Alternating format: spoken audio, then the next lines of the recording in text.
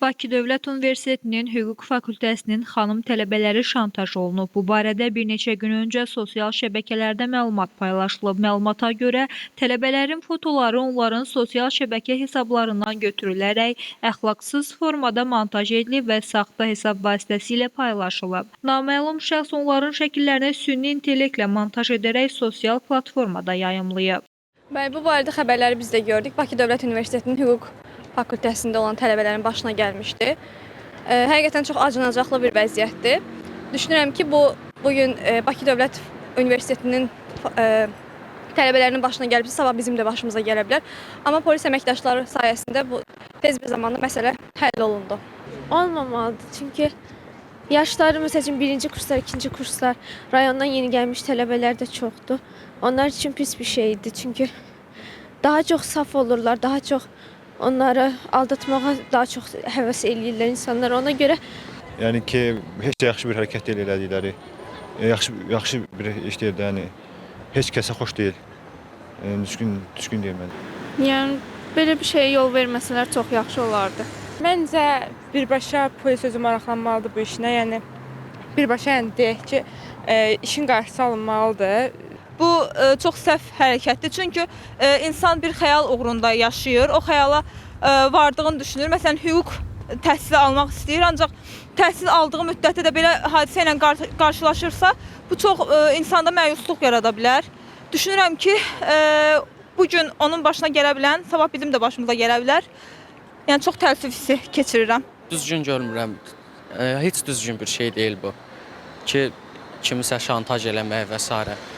Məncə insanların şəxsi profillərinə daxil olub şəxsi fotolarını yaymaq yol verilməz bir haldır. Ümid edirəm belə hallar baş verməz və eşitdim, özüm də pis hiss elədim özümü. Mən də universitetdə oxuyuram, mən də universitet tələbəsiyəm. Ümumiyyətlə bu məsələ birmənalı surətdə qətiyyən yol verilməzdir. Nə üçün? Həm milli mənəvi dəyərlər baxımından, bir də hüquqi baxımdan yol verilməzdir. Azərbaycan bir ailədir. Bu xanımlar sabah gələcəyin anasıdır. Ümumiyyətlə şəxsi həyata dair, özəl həyata dair heç bir məlumat paylaşılmamalıdır. Bunun şəxsi həyatıdır. Bu bir. İkincisi də bizim konstitusiyada var ki, şəxsi sir qorunmalıdır. Çünki bu mənfi tendensiyadır, bu yayıla bilər. İddialara görə tələbələri şantaj edən şəxs bir neçə il əvvəl hüquq fakültəsinə daxil olmaq istəyib. Mümkün olmadıqda isə daxilində yaratdığı qərəzli sözü gedən fakültənin tələbələrinə qarşı istifadə etməyə başlayıb. Bakı Dövlət Universitetinin mətbuat xidmətindən bildirilib ki, qeyd olunan məsələ ilə bağlı tələbələr tərəfindən hüquq mühafizə orqanlarına müraciət olunub. Hüquqşünas Ramil Süleymanov isə bildirib ki, əgər bu şəxslər həmin o tələbə qızların fotolarını götürməklə, onları internet informasiya resurslarında, mediada təhqir etmişdirlərsə, onların foto şəkillərindən təhqiramiz, belə deyim də, formada istifadə etmişdirlərsə, bu açıq-aşkar belə deyim, təhqir maddəsinin, Cinayət Məcəlləsinin təhqir maddəsinin, yəni 148-ci maddənin təsir dairəsinə düşür və belə deyək də, həmin şəxslərin barəsində 1000 manatdan 1500 manata qədər miqdarda cərimə cəzası tətbiq oluna bilər və ya 1 ilə qədər müddətə islah işləri və ya 6 aya qədər müddətə azaddan məhrum etmə cəzası təyin oluna bilər.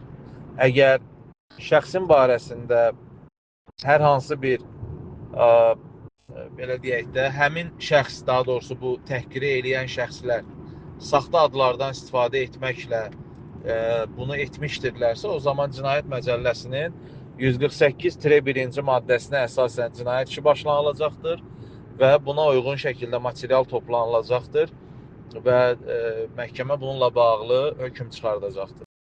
İddia olunan məlumatlar öz əksini taparsa, həmin şəxs barəsində Cinayət Məcəlləsinin 182-ci maddəsinə əsasən cinayət işi başlana və 3 ildən 5 il müddətinə qədər azadlıqdan məhrum etmə cəzası təyin oluna bilər. Daxili İşlər Nazirliyinin mətbuat xidmətindən sorğumuza cavab olaraq bildirilib ki, Bakı Dövlət Universitetinin Hüquq Fakültəsinin tələbələrinin görüntülərindən istifadə edilərək hazırlanmış təhqiramiz foto və video materialları sosial şəbəkələrdə yayan şəxs Daxili İşlər Nazirliyinin Kibercinayətkarlıqla Mübarizə Baş İdarəsinin əməkdaşları tərəfindən keçirilən tədbirlərlə müəyyən edilərək saxlanılıb. Leyla Səməndər, Yeni Azərbaycan TV.